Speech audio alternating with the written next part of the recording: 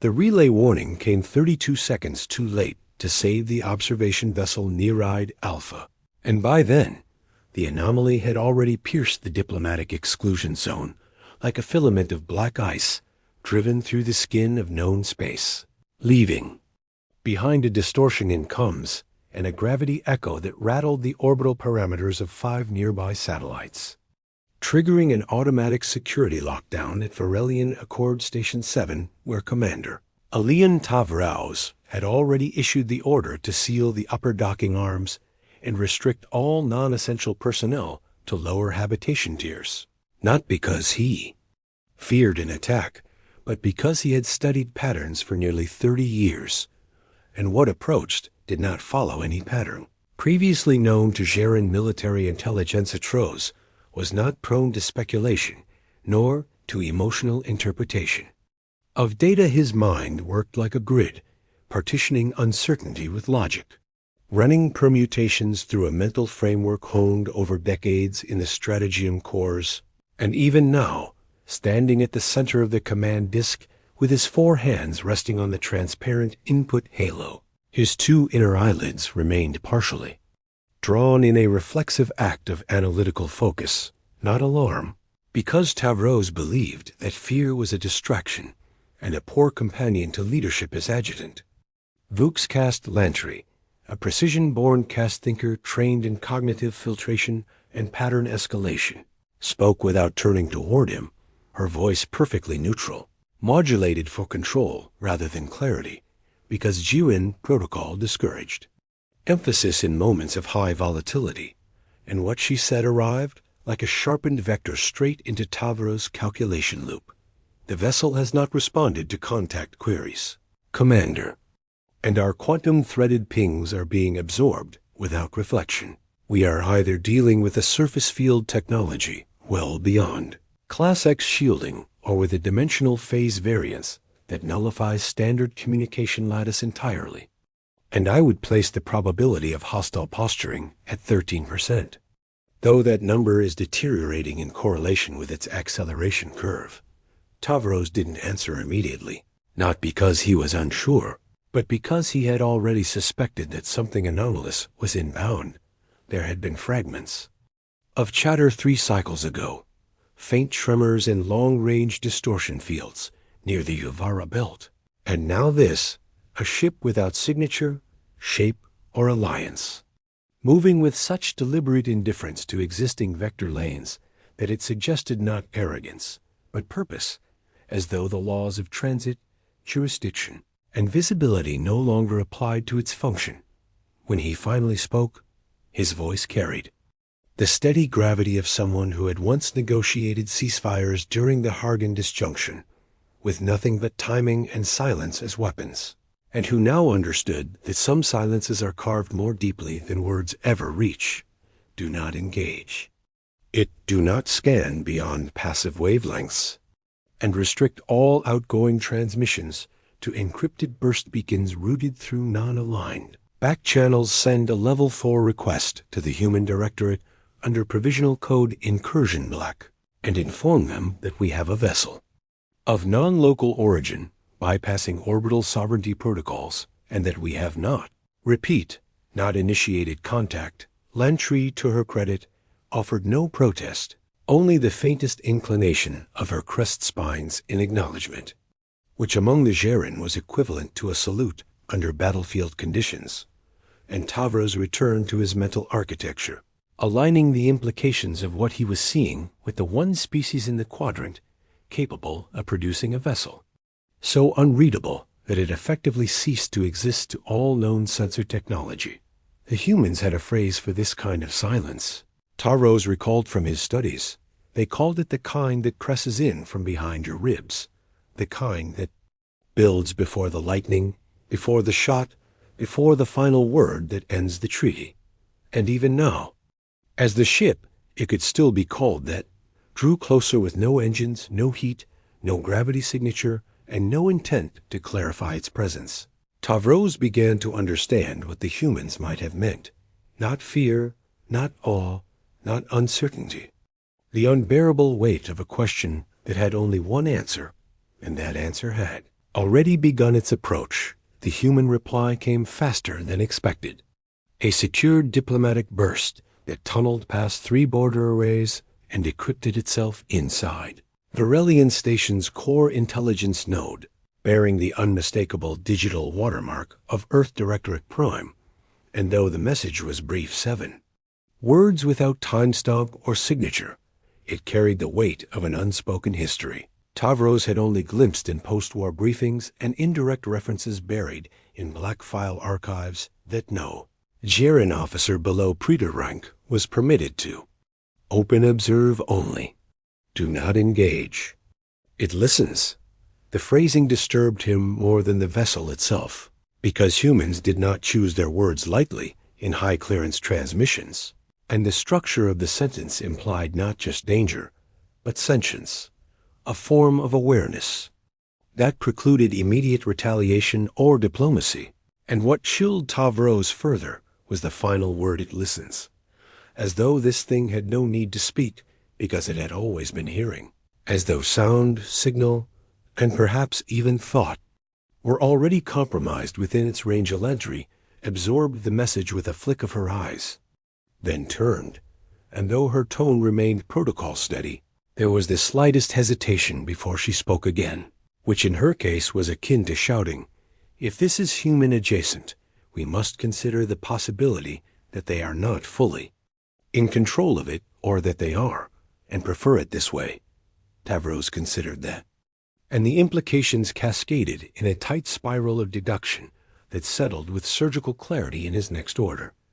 Prepare stealth drones for long-range spectral mapping, only passive. No proximity breach, no beacon trace, nothing that could resemble surveillance from a military posture, and activate sub-protocol Hex 7 across all comms decks.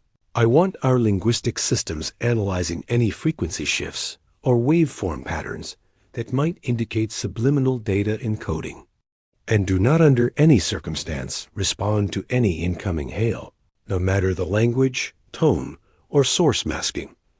Lantry gave a soft vocal pulse to confirm and turned to execute, while Tavros remained rooted, observing the ghost vessel's trajectory as it slid past the outer edge of Varelian's exo-orbital ring, ignoring the presence of 2 observation frigates, a trade convoy, and a diplomatic customs buoy. And the strangest part was not its silence or its disregard for traffic patterns, but that every other ship Jaren Murex, even the rigid bureaucratic Chitarian scouts, had begun to drift slowly away, as if drawn by some primal instinct to avoid its shadow. Tavros opened a direct log line to his private archive node and began transcribing the event, not just for records, but because a part of him, long buried beneath years of diplomacy and war games, had stirred, and he needed to record what it felt like to see something that should not exist enter the space between worlds and behave as if those worlds had never been sovereign at all. He dictated with precision, but there was weight in his voice now. A quiet fracture in the usual composure of command. This entity does not announce, request, or negotiate its passage, redefines proximity and recalibrates the behavioral norms of every sentient vessel within visual radius. It is not a warship, but a presence, not an emissary, but a verdict. And I believe we are not witnessing its arrival, but its return. And as he sealed the entry with his neural imprint, somewhere deep in the observation decks, the oldest of the Varelian signal drones began to repeat a looped phrase in a dead Terran dialect, long erased from practical translation algorithms, but preserved in the cultural databanks of the humans' ancient colonies. The phrase was simple, recursive. Without syntax markers, we told them not to wake it. Admiral Amina Rourke did not wait for Fleetcom's political bureau to approve escalation protocols, because she understood something they didn't. When an entity bypasses all known engagement, laws, neutral codes, and sensor logic, what follows is never negotiation, only reaction. And she had no intention of letting the Directorate become reactive when the stakes moved beyond physical space and into psychological and strategic territory. where delay was synonymous with surrender. She stood within the command cradle of the Gaunt Verdict, Earth's most advanced long-range analysis cruiser. Its neural link systems fused directly into her cortical lattice, allowing her to interact with ship-wide data, not through screens or commands, but through strategic inference and compressed thought structures, which she preferred over verbal relays, because war at her level was no longer fought in real time, but in predictive motion, in decisions made 8 moves ahead of action, in reading a silence and interpreting it as loud as an invasion lieutenant. Shin, young but not inexperienced, adjusted his stance on the lower deck platform, his voice low but clear, keeping within formal tone out of respect for both rank and the gravity of what they were witnessing. Long-range observation confirms that the black ship passed through Geran territory without initiating contact or responding to challenge vectors. It disrupted 5 minor comms relays, caused temporary decoherence in a planetary navigation mesh, and proceeded on a fixed arc through the Celestin drift. Without deviation or acceleration, it is still emitting no readable signature. Admiral Rourke replied without turning, her mind already 2 layers deep in strategic reconstruction of its path. That's because it isn't meant to communicate. Shin, it's meant to be understood only after it has left. Shin hesitated, then asked what most in the fleet were too careful to articulate. Is it ours, Mom? She closed her eyes for the briefest second, felt the lattice hum with her internal directive, then said quietly, almost reluctantly, no, not built, not designed, not commissioned under any known naval directive. It wasn't engineered by Earth. At all. A silence held between them before she continued, her voice now sharpened with the weight of classified knowledge that only 3 living Directorate personnel were cleared to access, but it was recovered. Found 2 years ago in Saturn's outer belt, orbiting a dark gravity node previously misclassified as stellar debris. We called it the Wraith class because it refused to register as mass, light, or shape-just data loss in gravitational telemetry, as if space itself forgot something existed there. She walked slowly toward the upper deck, passing beneath the arched geometry of the ship's cognition core, her footsteps precise, each movement calibrated with the discipline of someone who had grown up in orbital academies where command was earned through restraint, not aggression. We pulled it in under silent lock. No lights, no sound. No one boarded it because no one could. Every probe, every drone, every signal we sent either disappeared or returned fragmented echoes impressions of voices that never spoke, structures that didn't match internal geometry, scans and time delays that shifted by seconds depending on the angle of approach. She turned then, and Shin saw the look that she rarely showed, the one she reserved for scenarios where doctrine no longer applied. Fleetcom didn't build it. Shin. They buried it. And someone, she continued, voice colder now, has woken it up. Shin adjusted the data feed on the console nearest him, cross-referencing Geran and Concordium sensor logs. And after a long pause, he said the thing that had been resting just beneath the surface of his thoughts since the first footage of the ship reached their network. If it wasn't made by us, and it's moving without cause or conflict, then what does it want? Rourke looked toward the starboard wall, where the earliest intercepted transmission was still looping 3 words, burned into a ghost channel, picked up on ancient Terran harmonic frequencies, no longer used in interstellar concept. Remembers. Containment, and behind that phrase, a darker truth began to take shape in her mind, not that the black ship had a mission, but that the mission had never ended in the central chamber of the pan-species Concordium, a hall carved into the suspended core of an artificial star, where gravitational balances allowed diplomats from fluid-based, gas-dense, and solidiform species to exist simultaneously within negotiated atmospheric segments. The emergency quorum had been called without precedent, no ceremonial preamble, no diplomatic dance of hierarchy or cultural posturing.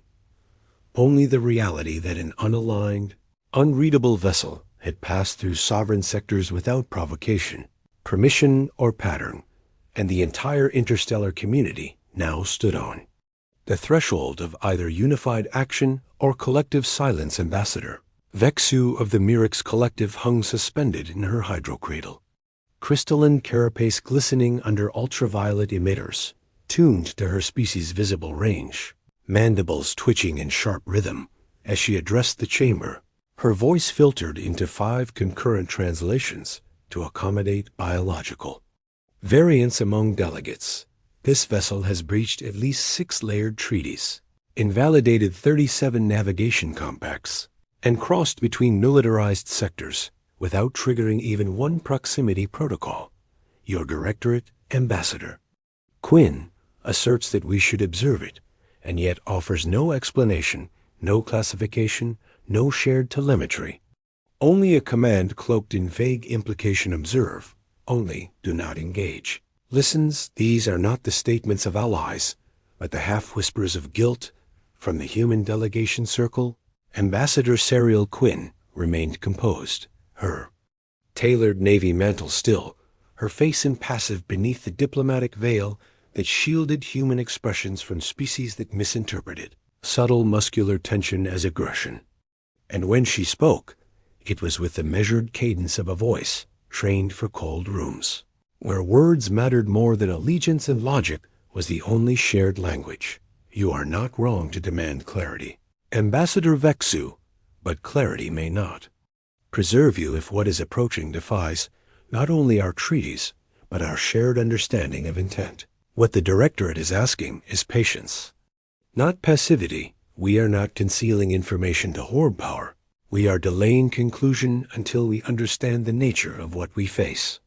Warlord Regent Thiel of the Draenari Pact bristled within his armored exoframe, the arc-lit runes on his pauldrons flickering with electromagnetic agitation, a cultural expression of rising fury, not uncontrolled rage, but sharpened disapproval honed into disciplined rhetoric. And when he spoke, his voice was not a roar, but a precisely measured strike. You have always claimed moral ground. Humans, you preach restraint while moving fleets in shadow. You preach peace while building weapons designed to end wars before the enemy understands. They've begun now. You speak of patience while something carved from darkness walks through our skies like it owns our stars. And we are told to trust your silence as if it were a shield. Do you think us naive? Quinn did not flinch, did not blink, but offered a slight bow of acknowledgement, an ancient Terran gesture modified for galactic diplomacy, then answered with the kind of diplomatic blade that cuts without bleeding. We do not assume naivety, Warlord Regent. We assume intelligence, which is why we caution against awakening what may not be hostile until we become its first target through our own fear. Your fleets are formidable, your soldiers legendary, but I ask you, what strategy do you propose against an entity whose existence erases the data used to predict it? The chamber fell into a ripple of ambient tension. No cries, no objections, just the subtle shift of beings recalibrating their internal thresholds for what they considered credible threat. Because when humans spoke like this, with this level of calm, it was not a tactic of delay. It was a warning dressed in logic. Tavros, representing the Jiren Imperium, lifted his voice at last, not to challenge, but to synthesize. The vessel ignored all gestures of deterrence, yet responded to intrusion with non-lethal silence. It did not destroy. It did not corrupt. It simply removed presence from context. This is not conquest. This is isolation with purpose. Your ship, or whatever walks behind its hull, does not seek to dominate. It seeks to be left alone. Quinn gave a slow nod. And that may be the most dangerous mandate of all, because if it has no demands, then it has no terms, only thresholds. And we do not yet know what happens when one is crossed. And in the chamber's echo, where thought was often more dangerous than policy, a deeper realization began to settle across those present. Not that the black ship posed a threat in the traditional sense, but that it redefined what a threat could be without ever firing a shot in. The lowest vaults of the Antarctic Treaty Complex, buried beneath 9 layers of encrypted access and shielded from orbital trace by counter-surveillance fog arrays. The Level Red War Chamber had been summoned for the first time in 37 years, and those who entered understood with absolute clarity that what was discussed here would never reach open protocols, never be spoken aloud again without clearance engraved in blood and command oath, because what they were about to hear, even among humanity's highest echelon of military command, was not doctrine but revelation, and it required minds capable of containing fear. Without flinching, Admiral Rourke stood at the center of the chamber, neural anchors already pulsing beneath the skin of her wrists, sinking her memory recall and emotional dampeners into the internal logic thread of the briefing matrix. And as she looked around the circular table where 12 other senior strategists waited in absolute stillness, she activated the Black Seal transcript titled Wraith Origin Unsealed, and for the first time since the ship had re-emerged, she spoke the words she had been ordered never to say: "We didn't build it." No one interrupted, not because they were shocked, but because they had suspected, and because speculation was no longer an indulgence. They needed certainty, and Rourke, more than any commander in the Directorate, had lived inside the uncertainty. Longer than any of them, she continued, her voice cold not from detachment, but from discipline forged through the kind of knowledge that does not allow for comfort. The structure was found in Saturn's grave orbit 6 years ago, sealed in a gravitational sheath that matched no known containment field. Its hull did not respond to particle mapping, light scatter, magnetic resonance, or time index modeling. When we tried to scan it, we received partial signal returns that were impossibly old. Measured in quantum clock drift on the scale of pre-human signal entropy, we believed it to be a relic from some failed alien race. Or worse, a trick from one of the Outer Rim insurgent states. But then the patterns began to emerge. Colonel Halstead, head of Strategic Temporal Reconnaissance, leaned forward, his expression unreadable, voice flat. "You believe it's pre-Exodus?" Rourke nodded once. No flourish, only confirmation, older than any Terran archive. The internal architecture does not match human design logic, but the quantum filigree in its neural sheath responded to human presence.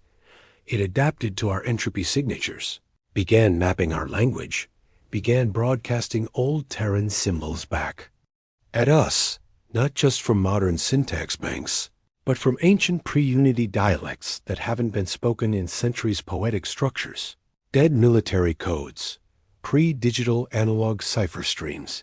It was not speaking to us in language we taught. It was remembering language we forgot. General Tresick, representing Earth's extrastellar defense grid, folded his hands, eyes hard. Then the question is no longer who built it, it's who buried it.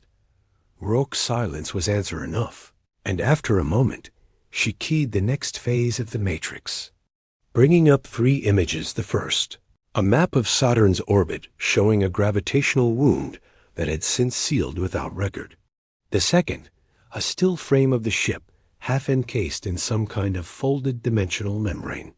The third, a phrase written in an obsolete Terran alphabet once used in shipyard prayers by Martian colonists during the orbital famines. It sleeps because it remembers the gate. Major Isla Varn, data warfare specialist, narrowed her eyes. "You said it adapted. What is its imperative?" Rourke exhaled slowly, then answered with the precision of someone who had removed emotion from the equation. "We believe it's a containment vessel, a failsafe, a guardian of something older than war. It didn't fire when it crossed through Gerin space. It didn't interfere when scanned. It only removed those who tried to touch it. We believe it was awakened not by us, but by a signal sent from Jericho's wake."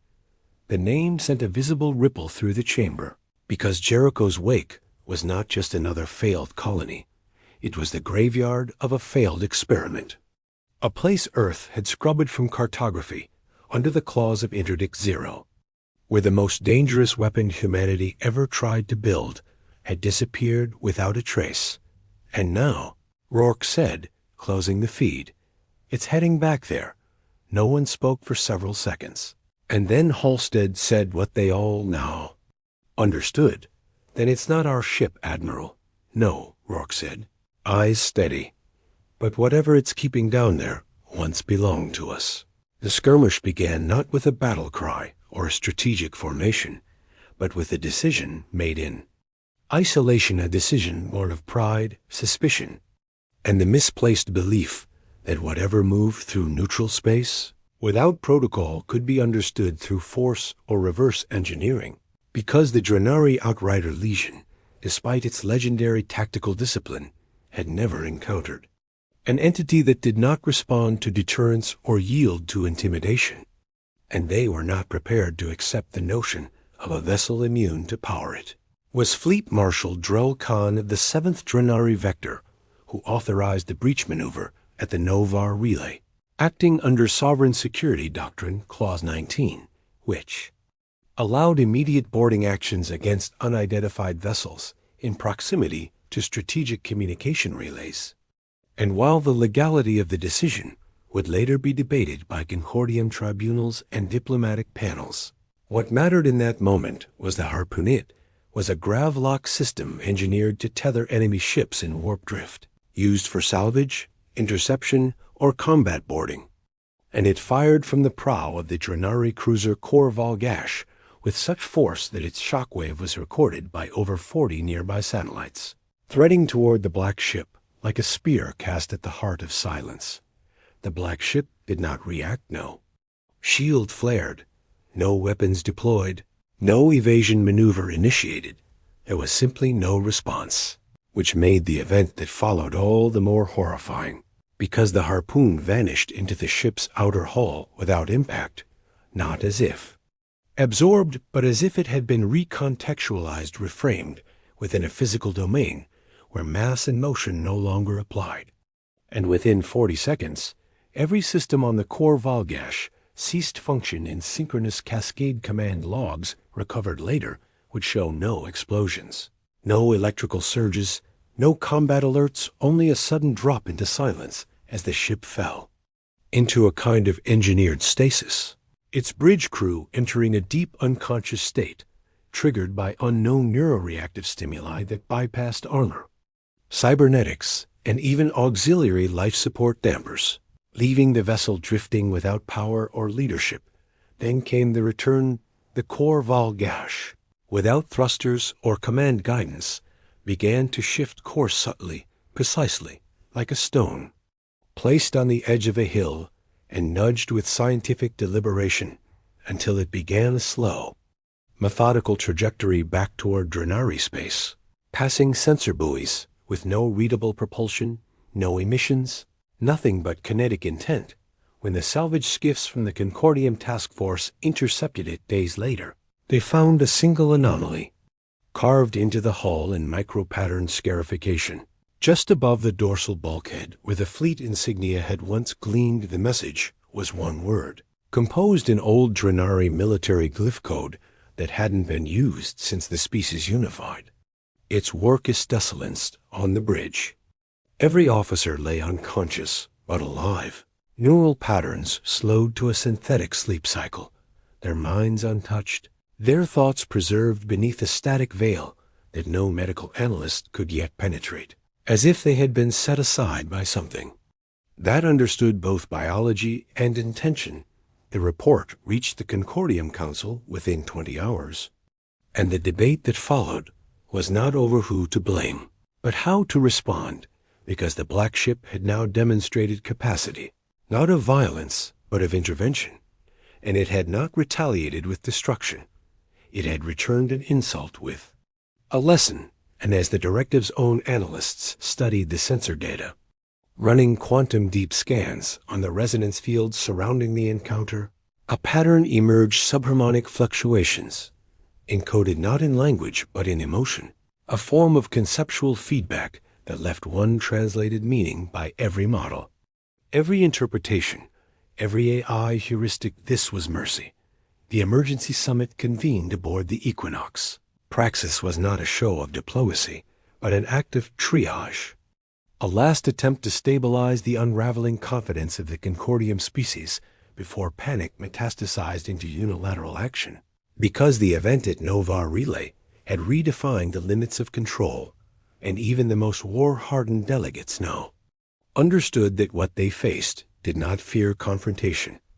It invalidated it by design. The Equinox Praxis itself was neutral ground, a vessel engineered not for battle, but for equilibrium, equipped with atmospheric modulation zones, kinetic isolation fields, and psychic dampeners to accommodate the widest range of species sensitivities.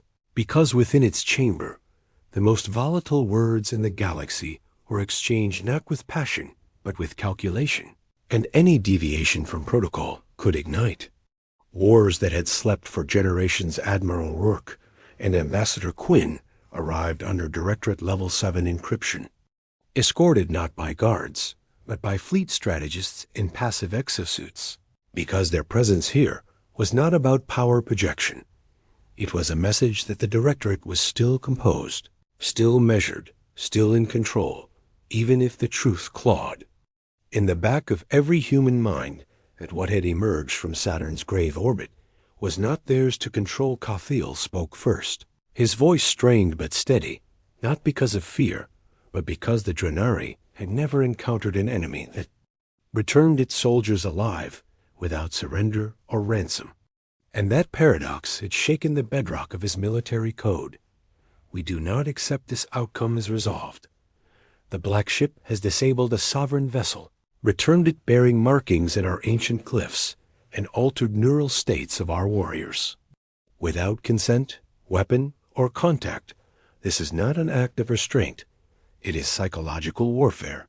And if the Directorate does not intend to contain this threat, we will. Quinn did not meet his anger with denial, only precision.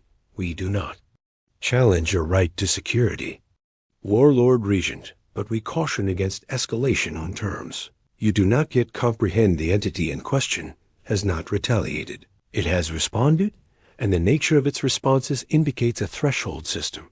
If we breach that threshold, collectively, we may not be afforded the same restraint again. Tavros stood next, arms folded behind his back, posture immaculate, his voice carrying the kind of stillness that commanded attention by absence rather than volume. Gerin observation arrays confirm the ship's vector remains stable. It is not maneuvering toward power centers, trade routes, or populated systems. It is traveling to the Celestine Verge, an abandoned sector long stripped of strategic value. This is not conquest, it is return.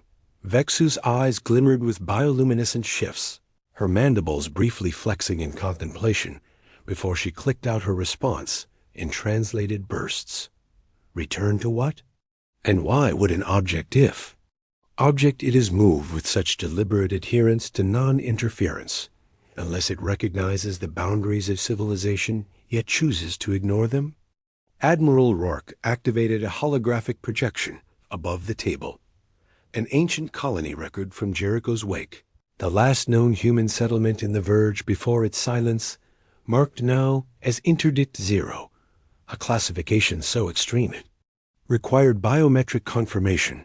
Before viewing the image was grainy, distorted by atmospheric decay and time drift, but the structure in the background was unmistakable angular, dark, and impossibly similar to the vessel now drifting through.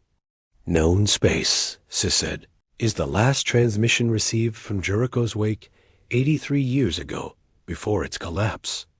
Before its name was erased from navigational data, what you see behind the evacuation beacon is a dormant frame of what we now call the Black Ship. We believe it was left to watch over something buried beneath the colony, something never meant to awaken, and the ship is now returning because a signal from that place, unauthorized, accidental, or deliberate, has been received.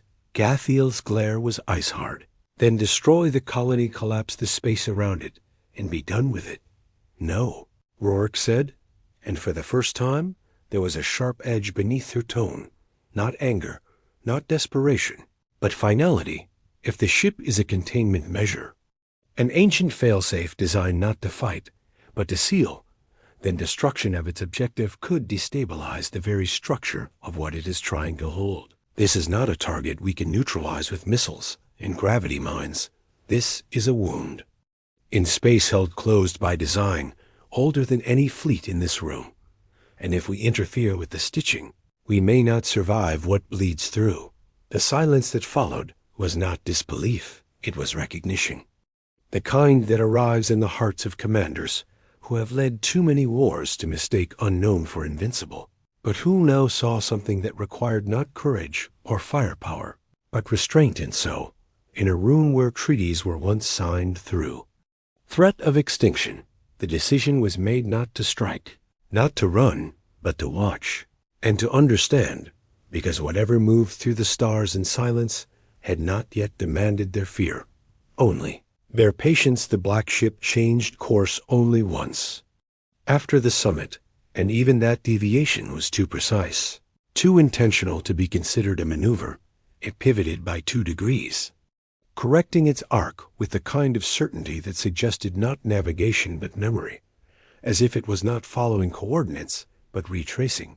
And when it emerged on the edge of the Celestin verge, the collective breath of 5 civilizations, caught in their throats, because no beacon welcomed its approach, no station hailed, no patrol intervened, and even the automated satellites that orbited the verge had gone dark 3 cycles before its arrival, as if the system had known it was coming. Celestin verge had been empty for nearly a century, abandoned after the catastrophic collapse of Jericho's Wake, a human frontier colony that had vanished from the network without distress signal or trace, its name redacted under Earth's most severe protocol, Interdict Zero, and even the Directorate's own archivists had been forbidden from asking why.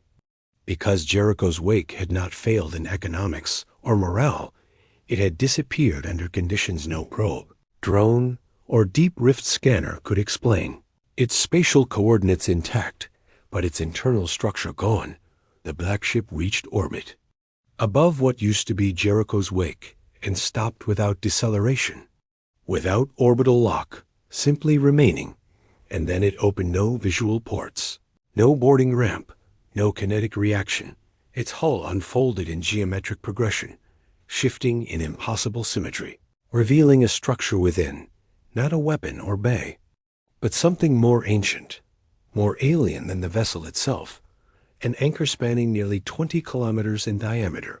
The device was neither mechanical nor biological, not constructed, but grown into logic-defying perfection, composed of layered lattice of negative mass and folding space, anchored in reality with shimmering resonance fields that began to hum in frequencies number listening array could fully interpret, but which caused measurable distortion in the nervous systems of every ship within visual radius.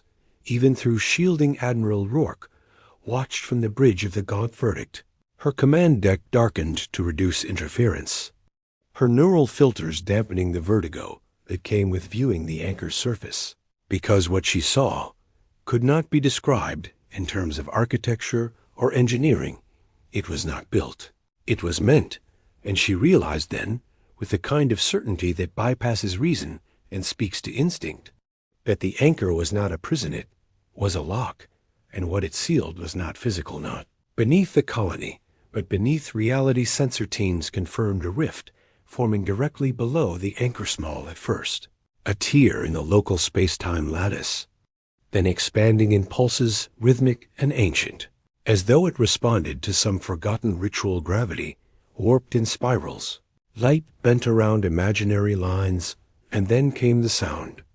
Not through atmosphere, but through instrumentation, a modulation of pressure and void that translated in the human auditory cortex as something between a scream and a choir, a sound that matched no known language, but one phrase repeated in a forgotten Terran tongue, unchain no further. Rourke issued an immediate dark protocol lockdown, sealing all sensor logs, isolating eye systems from the anchor's resonance, and broadcasting an encrypted warning to the Concordium Council with Only 5 words: the warden has returned. Stand down.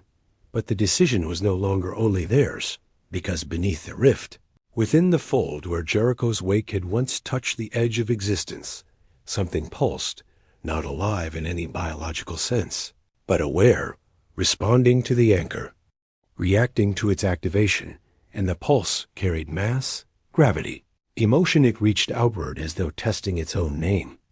And every sensor station, regardless of species, recorded the same rising anomaly, not power, but intent, the kind of intent that predated history, the kind that never asked for worship, only remembrance. And the black ship did not fire, did not move, it simply held, stabilizing the lock, folding energy into geometry in a manner that suggested it was not containing what lay beneath, but resisting it.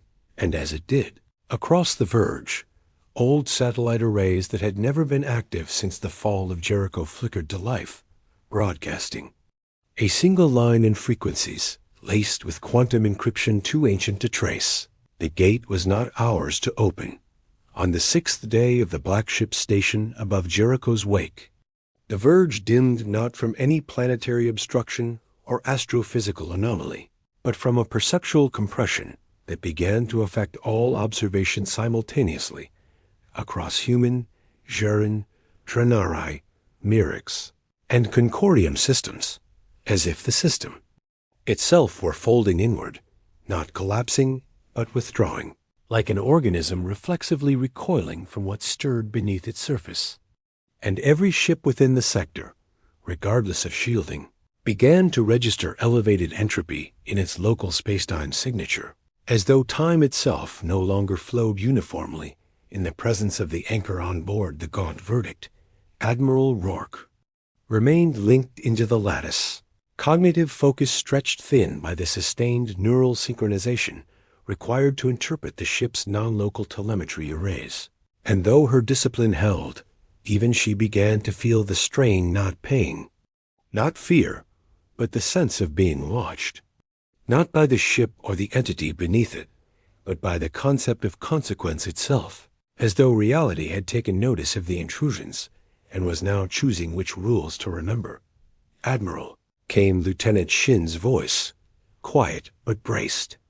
With protocol-level urgency, we're receiving an open channel from within the anchor's resonance field, unclassified, unsecured.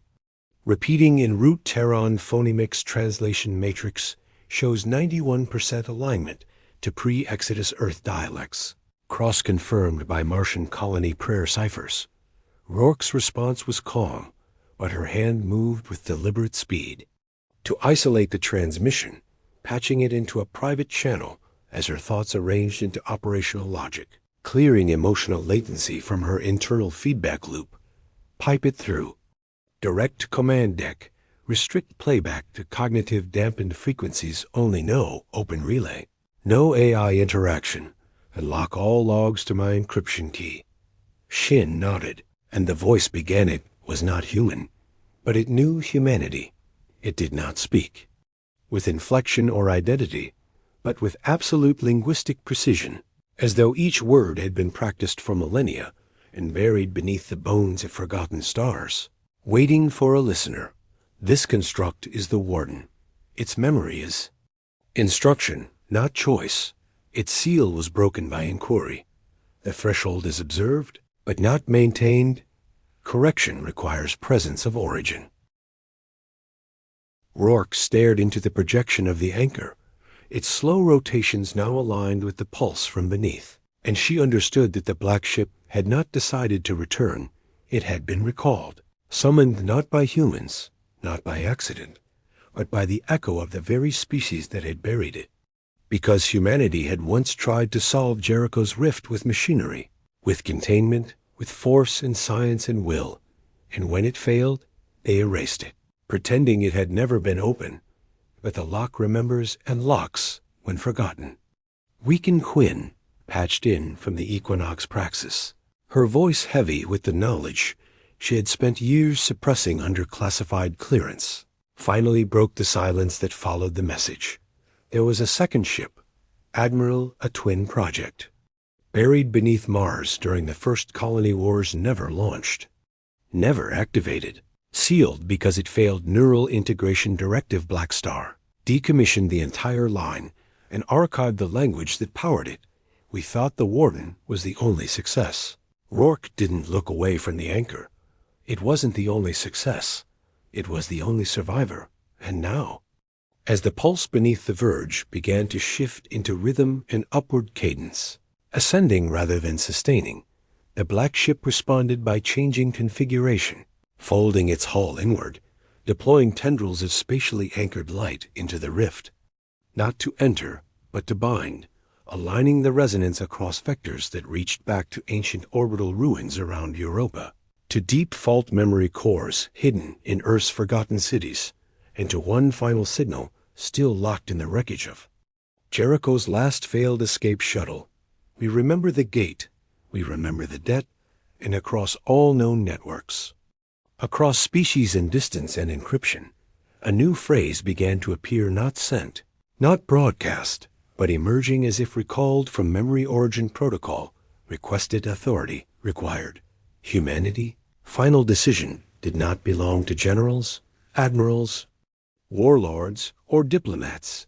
It belonged to one person, chosen not by lineage or command, but by the architecture of the Warden itself, selected by neural resonance from the oldest surviving Terran bloodline, associated with the Jericho Colony Initiative.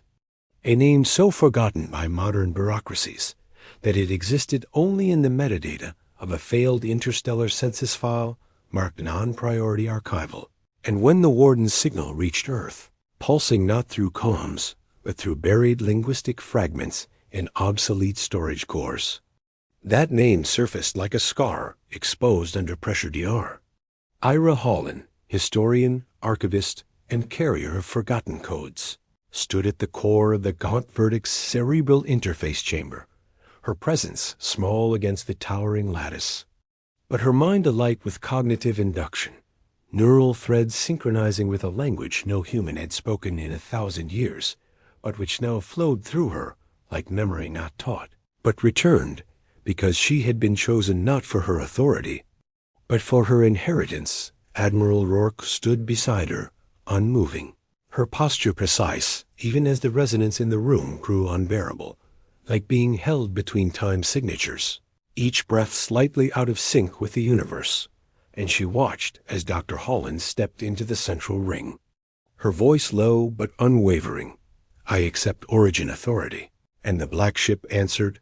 The anchor beneath it ignited, not with fire or light, but with correction, reality bending inward as the spatial weave tightened, the rift pulsing once, twice, then holding, no longer expanding, no longer echoing the ancient hunger that had stirred beneath it.